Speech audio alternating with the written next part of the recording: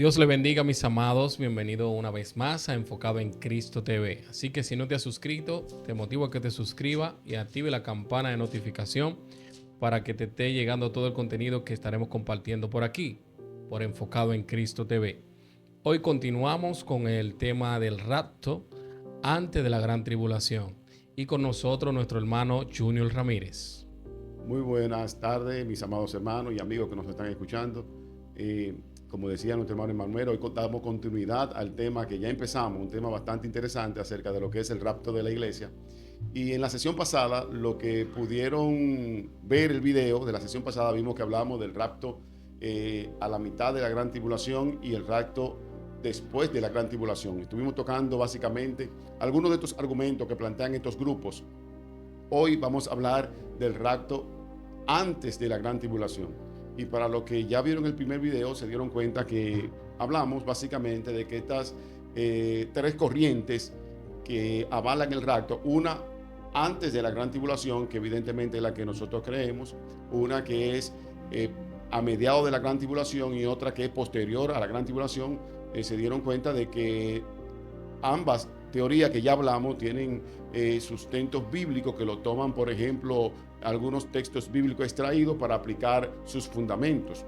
En el día de hoy vamos a hablar de lo que es el rapto antes de la gran tribulación, que es la que más asidero bíblico tiene y es la que la Biblia más respalda.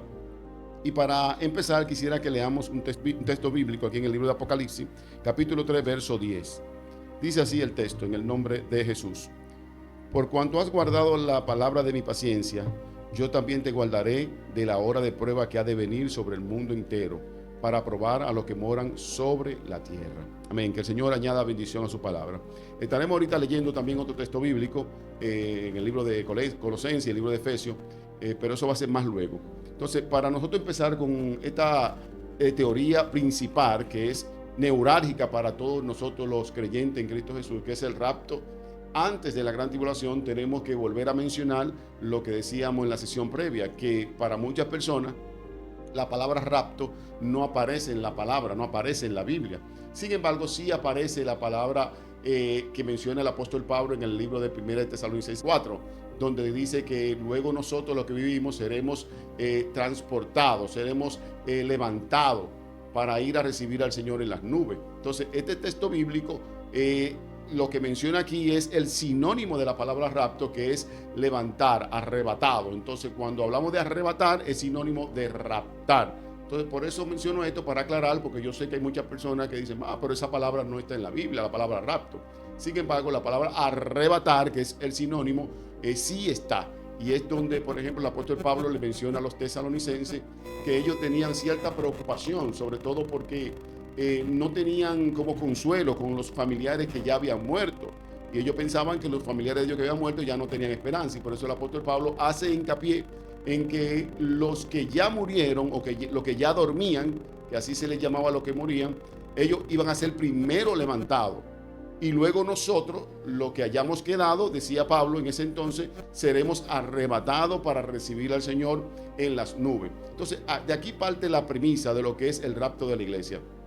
Y aquí deja claramente que el rapto de la iglesia es el encuentro de los creyentes con el Señor en las nubes, que es un punto bien importante aclarar, porque aquí hay una gran diferenciación de lo que es el rapto de la iglesia con lo que es la segunda venida visible de Jesucristo, que para muchas personas, y aquí viene la confusión, entienden que es lo mismo la segunda venida que el rapto, y no es lo mismo. Ya vemos que en Tesalonicenses Pablo dice que nosotros seremos levantados para recibir al Señor, ¿dónde? En las nubes, en el aire. Mientras que la segunda venida visible, dice el libro de Apocalipsis, que todo ojo le verá, que ahí es cuando Cristo venga en gloria y pose sus pies en el monte de los olivos allí en Israel. O sea que son dos eventos diferentes, con fecha diferente. O sea que no es la misma actividad ni el mismo evento, sino que son eventos diferentes. Entonces, para ir por lo menos desglosando algunos puntos, es bueno señalar, hermano Manuel, que el rapto de la iglesia tiene varios puntos importantes que se diferencian de la demás teoría. Y hablábamos, por lo menos dimos pincelada en la sesión pasada, de lo que era la doctrina de la inminencia. La doctrina de la inminencia, que es cuando algo ha de venir repentinamente, que hace referencia a la venida de Cristo de forma repentina. que nadie sabe ni la hora ni el día en que ha de venir. Los discípulos le llegaron a preguntar a Jesucristo que cuándo iba a ser su venida, y él mismo le dijo que no sabían, ni siquiera ellos tenían esa potestad, y que solamente era potestad del Padre. O sea que cuando Cristo venga, no hay nadie que pueda decir que sabrá la hora en que ha de llegar. Y de hecho, a través de la historia, muchas personas se han soñado o han visto visiones falsas diciendo que Cristo viene en tal época, y Cristo nunca ha venido. ¿Por qué? Porque es algo que solamente tiene el Padre en su sola potestad. Nadie sabe ni el día ni la hora, y por eso es la doctrina de la inminencia del retorno de Cristo nos da a nosotros una clara enseñanza de que puede ser en cualquier momento de forma repentina. Si nosotros nos basáramos en que el rapto de la iglesia va a ser, por ejemplo, a mediados de la gran tribulación o posterior a la gran tribulación, ya se cae lo que es la doctrina de la inminencia. ¿Por qué? Porque desde que empiece el proceso de tribulación, ya la gente va a saber, bueno, empezó la tribulación, significa que ya en un periodo de 3 años y medio, para los que creen en el rapto a mediados de la gran tribulación, o los que creen en el rapto después de la gran tribulación, van a saber, bueno, ya en 7 años Cristo viene. Entonces, si fuera así, lo que es la doctrina de la inminencia, del retorno inminente de Cristo, donde nadie lo sabrá y nadie lo sabe, entonces se caería esta doctrina que la sustenta bastante la palabra del Señor. Entonces, esto es uno de los puntos a favor de que el rapto de la iglesia sucederá antes de la gran tribulación, su inminente retorno, que puede ser hoy, puede ser mañana, puede ser pasado mañana, puede ser 1 año, 10 años. Solamente el Padre tiene en su potestad cuándo vendrá Cristo a buscar a su iglesia. Y como le decía brevemente, si el rapto fuera en un proceso de tribulación o posterior, la gente entonces va a definir ya cuándo sería la fecha de su retorno. Por eso es que es tan importante entender que uno de los puntos neurálgicos para el que cree que la iglesia será levantada antes de la gran tribulación es la doctrina del retorno inminente de Cristo, donde nadie lo sabe, solamente el Padre lo tiene en su potestad. Otro punto importante es la profecía de Daniel capítulo 9, 27, que la tocábamos en la sección pasada, y que para muchos esta profecía históricamente ya tuvo su cumplimiento. Sin embargo, para los que creen en el rapto antes de la gran tribulación, está bien definido que de esas 70 semanas, que eran 70 semanas de año de Daniel, todavía hay una que aguarda un cumplimiento, entiéndase 7 años. Por lo que podemos decir de esos 490 años que significaban estas 70 semanas, ya hay 483 que se cumplieron. Su cumplimiento tuvieron en el proceso de la crucifixión de Cristo. Ahí el reloj profético de esas 70 semanas se detiene y aguarda una semana 70, que son 7 años, para precisamente la gran tribulación. Tribulación y gran tribulación. Tribulación porque los primeros 3 años y medio, donde se menciona que aquel hombre llamado anticristo hará señales y se hará vender como un hombre de paz y ganará muchos adeptos. En esos 3 años y medio se hará súper famoso porque también va a tener un falso profeta que hará señales a su favor, y esto va a hacer que muchos gobernantes del mundo y muchas naciones lo vean como el verdadero líder que el mundo necesitaba. Pero luego de los 3 años y medio, entonces vendrán otros 3 años y medio de gran tribulación, que ahí es que se va a derramar la ira absoluta de Dios sobre los moradores de la tierra. Entonces, nosotros leímos en Apocalipsis capítulo 3, verso 10, donde dice el Señor hablando a través del apóstol Juan, que es quien escribe, pero el Espíritu Santo inspirándole, diciéndole que Él nos guardará de la hora de la prueba que ha de venir para probar, para todo aquel que mora en el mundo, en la tierra. Entonces, Él guardará a la iglesia precisamente en ese proceso de rapto. La iglesia será guardada para no pasar por la gran tribulación. ¿Por qué? Porque la gran tribulación, si usted busca todos los sinónimos que la palabra le da en la Biblia, se va a dar cuenta que son palabras de juicio, porque por ejemplo habla de la ira. Cuando habla de gran tribulación es sinónimo de ira. En algunos textos bíblicos habla de indignación, de castigo, la hora de la prueba, la hora de la angustia, la destrucción, tiniebla. O sea que usted se va a dar cuenta que todo lo que menciona la palabra del Señor cuando habla de gran tribulación precisamente son de sinónimos que tienen que ver con juicio, con castigo para la humanidad. Por lo que la iglesia, que le ha sido fiel al Señor y se ha guardado durante toda su travesía en este mundo, el Señor no la va a someter a que pase por el proceso de tribulación. Ahora bien, el pueblo de Israel, ese sí ha de pasar por ese proceso de gran tribulación. Por eso es que una de las grandes confusiones de los que creen en que la iglesia estará sometida al proceso de tribulación, que no separan las dos entidades, lo que es la iglesia de Jesucristo, que surgió precisamente luego del día de Pentecostés, o el día de Pentecostés, con la llegada del Espíritu Santo, con estos hombres y mujeres que fueron investidos del poder de lo alto, y que de ahí en adelante empezó el engranaje de la iglesia de Jesucristo. No separan esa entidad con la entidad de Israel, el Israel histórico, aquel que tuvo todas esas profecías de los profetas, aquel que tuvo los pactos de Abraham, pacto de David, pacto de Noé, todos estos pactos que fue direccionado a la nación de Israel. No separan lo que es la entidad de Israel con la iglesia de Jesucristo. Y esta es una de las grandes confusiones. Como Israel pasará por la gran tribulación, y hay muchos textos bíblicos que hablan aluciendo a Israel, viéndolo en la tribulación, dicen, no, también la iglesia va a pasar. O sea, nos ven como un conjunto y somos entidades diferentes para estos fines. ¿Por qué? Porque la iglesia, que Pablo la menciona, y lo voy a leer aquí en un texto bíblico que tengo aquí, son varios textos, pero quiero leer para no ocupar mucho espacio, por lo menos leer el libro de Efesios, que nos habla precisamente de ese misterio que estaba escondido para los profetas y para el Antiguo Testamento. Efesios capítulo 3, verso 1 hasta el 6, voy a leer rápido. Dice: por esta causa yo, Pablo, prisionero de Cristo Jesús por vosotros los gentiles, y si es que habéis oído de la administración de la gracia de Dios que me fue dada para con vosotros, que por revelación me fue declarado el misterio, como antes lo he escrito brevemente, leyendo lo cual podéis entender cuál sea mi conocimiento en el misterio de Cristo. Misterio que en otras generaciones no se dio a conocer a los hijos de los hombres, como ahora es revelado a sus santos apóstoles y profetas por el Espíritu Santo, que los gentiles son coherederos y miembros del mismo cuerpo y coparticipantes en la promesa en Cristo Jesús por medio del Evangelio.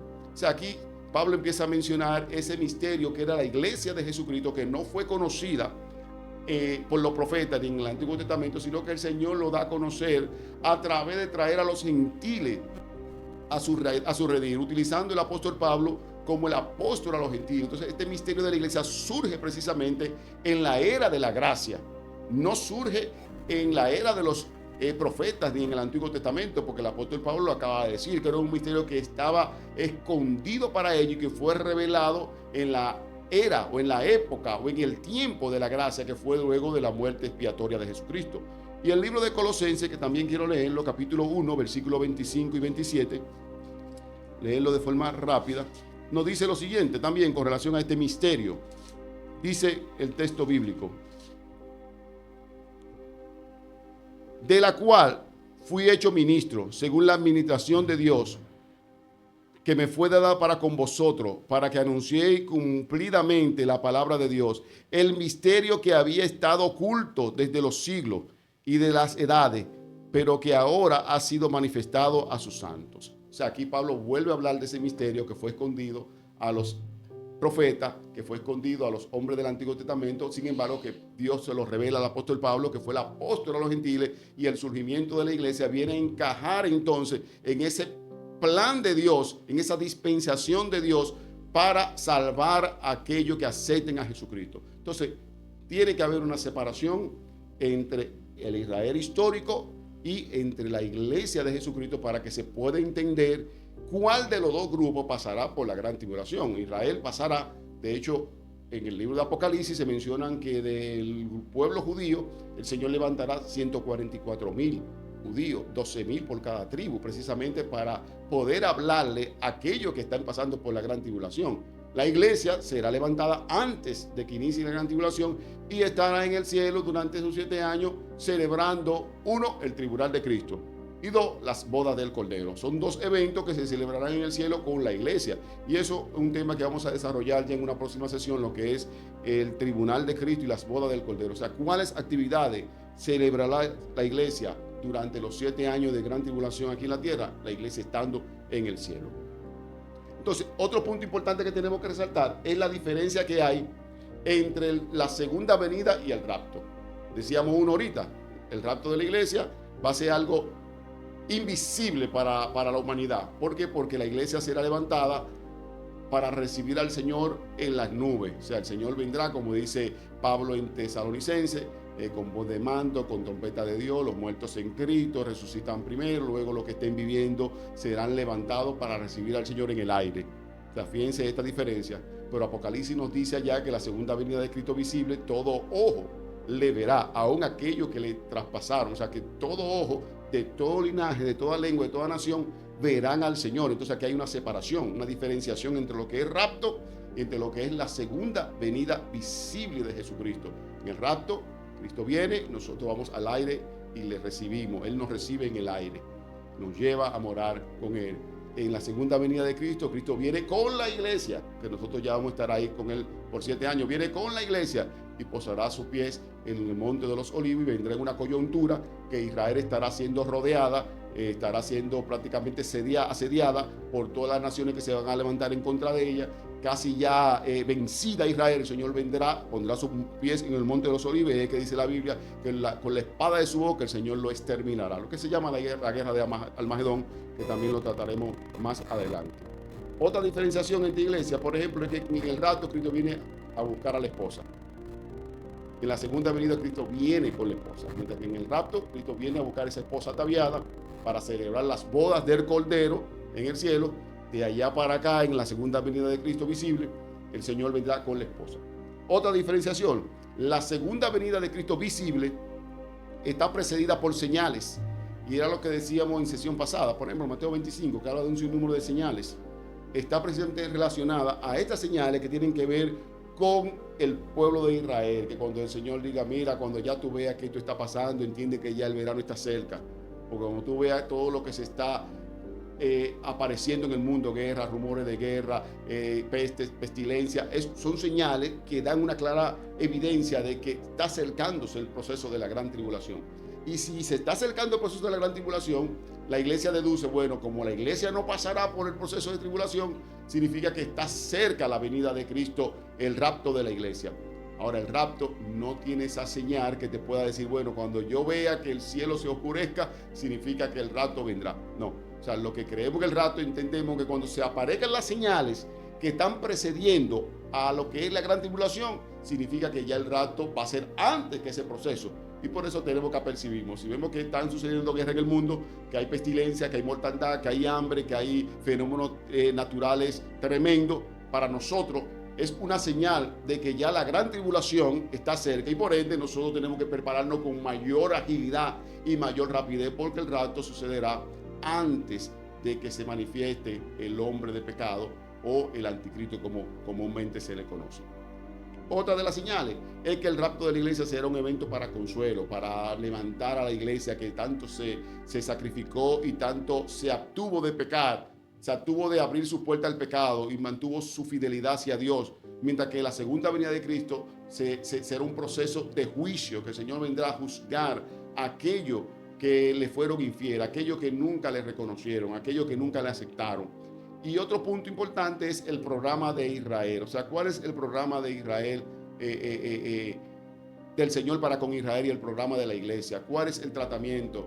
Vayamos, ¿qué es lo que nos dice la palabra de Dios con relación a Israel? Estas profecías bíblicas que tienen que ver con las naciones que estarán rodeando la nación de Israel. Ahora mismo Israel está en proceso de guerra con diferentes naciones, y puede ser que esas guerras vengan y traigan aliados que vengan en contra de Israel, como eso está escrito en la palabra del Señor, que habrán naciones del norte que se unirán y formarán una confederación de naciones en contra de Israel. Es una clara señal de que también lo que es la segunda venida de Cristo está próximo, y el rapto mucho antes. O sea, que todo lo que estamos viendo es como si fuera un montaje, el andamiaje de lo que se ha de manifestar en los próximos años. Uno dice próximos años, pero puede ser día, puede ser semana, puede ser meses, porque no sabemos con qué tanta agilidad sucedan los acontecimientos. Entonces, para la iglesia, Israel es como comúnmente se le llama el reloj profético. A medida que uno ve que estos cumplimientos con la nación hebrea se están dando, uno se apercibe y dice, no,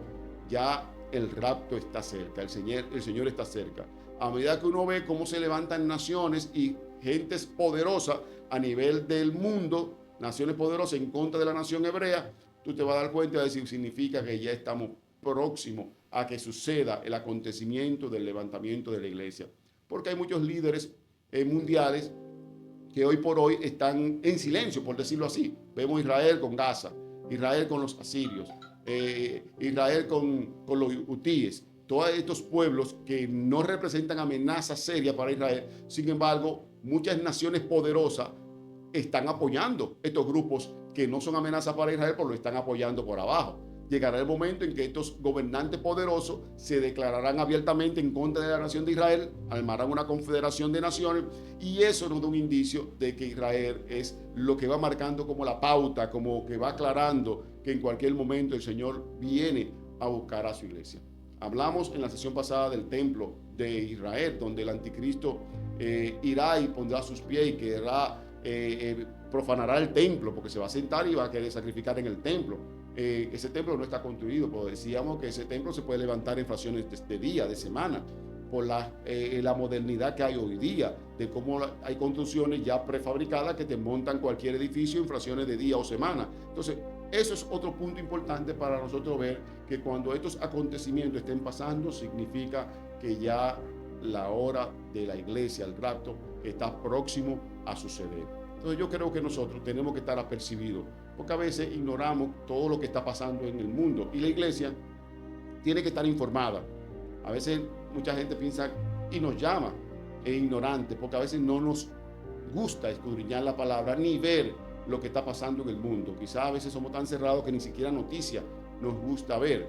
Sin embargo, nosotros tenemos que ver la noticia, ver lo que está pasando en el mundo, porque eso es un indicativo de que en cualquier momento la iglesia será levantada. Todo lo que está pasando, como en las familias, en la sociedad, el amor se ha perdido, como el hombre con el hombre se vive matando, esos son indicios de que el rapto de la iglesia, en cualquier momento la iglesia será levantada. Lo que está pasando con las naciones, lo que está pasando con los fenómenos naturales. Hoy por hoy estamos viendo fenómenos naturales que años atrás no se veían.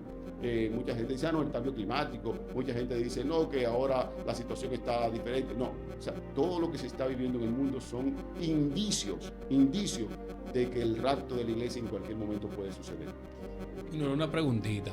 ¿Cuál es el verso bíblico principal que nos indica que la iglesia será levantada antes de la gran tribulación? Por ejemplo, nosotros hablamos de Tesalonicenses, que habla de que nosotros los que vivimos seremos levantados. Es un versículo que se usa como una columna dorsal para hablar del rapto. ¿Por qué? Porque cuando habla de levantamiento, significa que va a ser levantado el pueblo, levantada la iglesia, y que va a ser un proceso de que no va a haber tribulación. Porque cuando habla de la segunda venida de Cristo, ya Cristo viene precisamente posterior a la gran tribulación. Porque cuando venga la tribulación, la iglesia no estará. Entonces el Tesalonicense nos da una marcada base bíblica para decirnos que la iglesia no estará en el proceso de la gran tribulación. Lo que es Tesalonicense es vital para nosotros poder entender que la iglesia será levantada. Y yo sé que para muchos, Emanuel, para muchas personas les es difícil entender. ¿Por qué? Porque mucha gente entiende que sí, que la iglesia va a pasar por la gran tribulación. O sea, hay un innumerable personas. De hecho, comentábamos en la sesión pasada de que todavía grandes eruditos que han dedicado toda su vida y grandes instituciones dedicadas al estudio escatológico y exegético de la palabra del Señor no se ponen de acuerdo, porque una gran cantidad avalan que la iglesia va a pasar por la gran tribulación, aún dentro de nosotros los creyentes, porque los creyentes nos dividimos, por ejemplo, en lo que somos dispensacionalistas, lo que creemos en las 7 dispensaciones. Creemos en el premilenio, en un reino milenial de Cristo. Pero hay otros que dentro de lo que es el pueblo cristiano no creen en las dispensaciones. Por ejemplo, los que creen que la iglesia pasará por la gran tribulación no creen en la dispensación de la iglesia, no creen en esas dispensaciones. Y hay algunos que no son premilenaristas, son amileniaristas, o sea, que no creen en el milenio literal de Cristo, que también son creyentes. O sea, que dentro de nosotros los creyentes hay una segregación de gente que creen en el milenio y creen en el rapto. Pero hay otros que no creen en el milenio y que no creen que el rapto será antes de la gran tribulación. Y esas personas, durante muchos años, grandes eruditos, no estamos hablando de tú y de mí, no estamos hablando de personas que quizás no tienen esa esplendidez como tuvieron grandes eruditos que han escrito libros y muchos ensayos y han analizado la Biblia en su original, en hebreo, en griego, y han escrito muchísimas letras, todavía no se ponen de acuerdo y cada cual jala por su lado. Cada cual dice, no, yo creo en esto y nadie me saca de ahí.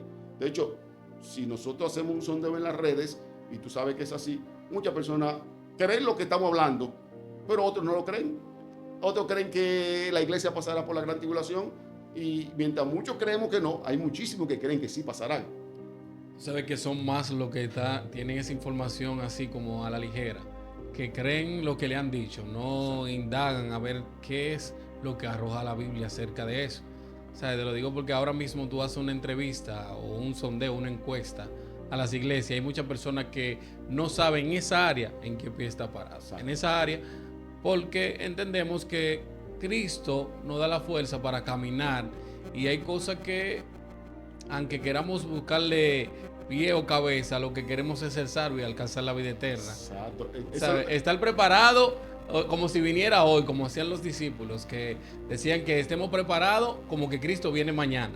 Eso es lo que nos compete a nosotros como cristianos, estar preparados y guardarnos en santidad, y que nuestra vestidura no esté manchada. Exacto. No, y esa es la actitud de muchos creyentes. Dicen, no, si vamos a pasar, no vamos a pasar, no me interesa mucho. Lo que me interesa es yo ser fiel. No me interesa, y no escucha creyente diciendo, a mí no me interesa saber si la Biblia apoya que la iglesia será levantada ante la gran tribulación. No me interesa si va a ser durante la gran tribulación. Ahora, ¿qué es lo que me interesa a mí? Ser fiel para cuando sea. Así que piensan. Sí. Y por eso no se dedican, por ejemplo, a escudriñar ni a buscar. Pero eso tiene una debilidad, tú sabes, aunque no deja de ser cierto lo que dice la gente. Lo importante es ser salvo. No importa cuándo usted se vaya, eso es lo importante. La gente dice así. Pero no deja de tener una debilidad. ¿Por qué? Porque la debilidad es, por ejemplo, que cualquier persona te puede inculcar algo que no está en la palabra de Dios, o algo que no tiene asidero bíblico. Tú puedes decir, no, lo importante es yo ser salvo. Y por eso la gente entiende que porque lo que quiere es ser salvo, no le dan importancia a escudriñar la palabra de Dios. Entonces ahí está la debilidad. Eso pasa con un gran tema que dentro de nosotros los cristianos evangélicos, que es el tema de la predestinación. O sea, ¿cuántas personas dentro del pueblo creen en una predestinación exclusiva de parte de Dios, que Dios predestina a cada ser humano particularmente? Pero una gran cantidad entienden que no, que hay una predestinación general, un llamado general al pueblo para que sea salvo. Y es un tema también que divide la opinión de los evangélicos, de los cristianos evangélicos. Pero si nosotros no vamos a la Biblia, investigamos y decimos, bueno, también yo creo en esto, pero tengo base para creer. Es diferente a tú decir, yo creo porque me dijeron, o yo creo porque fulano lo dijo, o yo creo porque el amigo mío lo cree. No, lo importante es creer por lo que dice la palabra del Señor, que tú creas en base a lo que tú has escudriñado, como hicieron los cristianos en Berea, que mientras el apóstol Pablo hablaba, ellos iban investigando lo que él decía. Porque nosotros no podemos dar por hecho lo que se nos enseña, ni lo que se nos dice. Y sobre todo en estos tiempos donde las redes sociales tienen un crecimiento enorme. Hoy por hoy hay muchos temas en las redes sociales. Pero si tú no escudriñas, si tú no te encargas de hacer como los cristianos de Berea, de que te dijeron esto, tú vas a la Biblia y lo analizas y lo aceptas si está en la Biblia y lo rechazas si no está. Si tú no lo analizas, tú vas a terminar aceptándolo.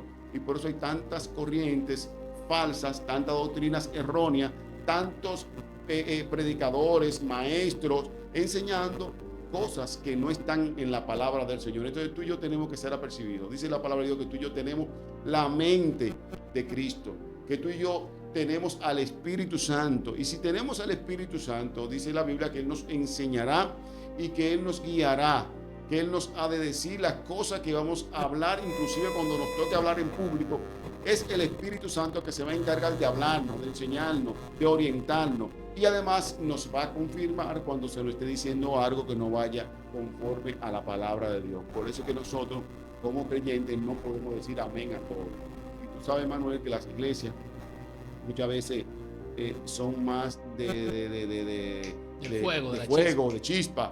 Y a veces no se detienen a escuchar lo que se está hablando o lo que se está enseñando. Si tú lo dijiste duro y jamaqueaste el pie o el púlpito, te dicen amén, gloria a Dios, y tú lo aceptas. Pero hay que ver que fue lo que tú dijiste en el púlpito. Por eso muchas veces vienen las confusiones. Y a veces tú te vas para tu casa sin un fundamento bíblico, te vas con mucha bulla. pero no te va con un fundamento bíblico, porque no te dedicaste a escudriñar lo que el predicador o lo que la predicadora estaba enseñando. Entonces yo creo que por eso es que se ha abierto esta ventana que usted está viendo ahora. O sea, esto de Enfocado en Cristo TV es una ventana que Dios le ha abierto a usted para que usted esté aprendiendo la palabra de Dios. Y no porque lo digamos nosotros. Usted busca la Biblia, va a la Biblia, los textos que leímos usted lo busca. Y si tiene alguna duda, escríbalo, que con mucho gusto nosotros le vamos a responder. Y le vamos a decir, mire, esto está basado en esto. O le vamos a decir, mire, nos equivocamos en esto. Porque para eso está la palabra de Dios, para corregir, para instruir, para redarguir, para enseñar a que el hombre de Dios sea totalmente capacitado para toda buena obra. Entonces, ya para ir por lo menos cerrando este segundo ciclo de lo que es el rapto de la iglesia, hay algunas cosas que quiero mencionar de la diferenciación entre lo que es Israel y la iglesia. Porque, por ejemplo, el propósito divino para con Israel recibía las promesas terrenales basadas en los pactos, mientras que la iglesia la recibía de forma celestial basada en el Evangelio de Jesucristo. Mientras que Israel, la simiente de Abraham era física, para la iglesia la simiente es Jesucristo. Son de las cosas que nosotros tenemos que ver y saber que hay una diferenciación entre lo que es Israel, el Israel histórico, y la iglesia. Y que la iglesia, el Señor le ha dado la promesa de que será levantada antes del proceso de gran tribulación. Para eso nos estamos preparando. Para eso que la Biblia nos dice que velemos, que oremos, que nos mantengamos en oración. Para eso que la Biblia nos dice que guardemos nuestra vestidura blanca, para que nosotros nos apercibamos, porque su retorno es inminente. Y como es inminente, no sabemos ni la hora ni el día en que seremos levantados. Si usted se imaginara cuándo viene Cristo, usted por lo menos cuando estuviera llegando los días, estuviera en pecado y haciendo todo lo que le venga en voluntad. Pero cuando se acerquen esos días, usted va a tratar de humillarse, de arrepentirse de lo que pasó. Que para aquellos que quizás tuvieron en el año 2000, yo sé que hay muchos jóvenes que tuvieron esa época, hace 25 años. Pero en el año 2000 mucha gente pensaba y se vendió esa idea que el mundo se iba a acabar, que se iba a trastornar las horas, que todo iba a cambiar, que los satélites, un montón de ideas que se vendieron. Y ese 31 de diciembre del año 2000, yo recuerdo que las iglesias estaban llenas, pero llenas. Porque la gente pensaba que desde que marca el reloj, las 12 de la medianoche del primero de enero del 2000, o sea, todo se iba a colapsar. Y por eso las iglesias se llenaron. Entonces, si la gente supiera cuánto fue el rapto de la iglesia, en la fila se exactamente. En la fila. Sigue pecando. Y cuando ya sabe que ya está llegando el momento, se arrepiente, se humilla, no mira para ningún lado y busca la forma de cómo santificarse, porque sabe que Cristo va a venir en ese momento. Pero así por eso es la importancia de su inminencia, de que no sabemos el día ni la hora. Y por eso la Biblia es reiterativa en llamarnos a velar, en estar apercibido, en no dormir, o sea, no dormir, cuando hablo de dormir, no hablo de dormir físicamente, no dormir de forma que nos descuidemos espiritualmente, que tengamos nuestra vida preparada y apercibida, que estemos listos para cuando venga el esposo a buscar a su esposa. Entonces yo creo que tú y yo tenemos la palabra de verdad, tenemos el Espíritu Santo, y no hay forma, teniendo la palabra que Dios ha dado a los hombres inspirada por el Espíritu Santo, que teniendo tú y yo en nuestras vidas el Espíritu Santo, de verdad no hay forma de que entremos en confusión. Cuando alguien trata de enseñarnos algo diferente a lo que dice la palabra, rechacémoslo, porque la palabra es nuestro filtro para nosotros entender qué es lo que quiere decir, qué el Señor me quiso decir. Y si tú tienes alguna confusión, ve en oración, que el Espíritu Santo te va a ayudar a entender quizás lo que no entendiste en ese momento. Y si aún así tú entiendes que todavía no tienes respuesta, tú tienes líderes que te pueden dar apoyo, te pueden dar soporte, te pueden decir, explícame qué dice esto. Yo estoy seguro que el Señor usará hombres y mujeres para que te orienten, como sucedió con el etíope y Felipe, que el etíope estaba leyendo en Isaías y no entendía, y el Señor le mandó a Felipe para que le dijera lo que estaba leyendo y le enseñara. Y cuando él entendió que los ojos le fueron abiertos, él dijo, pero aquí hay algo que impide que yo sea bautizado. O sea, el hombre fue receptivo y dijo, yo acepto a Jesucristo y estoy dispuesto a bautizarme porque ahora entiendo la palabra de Dios. Es lo que necesitamos hacer. Entonces, estas son pinceladas que hemos tocado con relación al rapto de la iglesia años de la contemplación.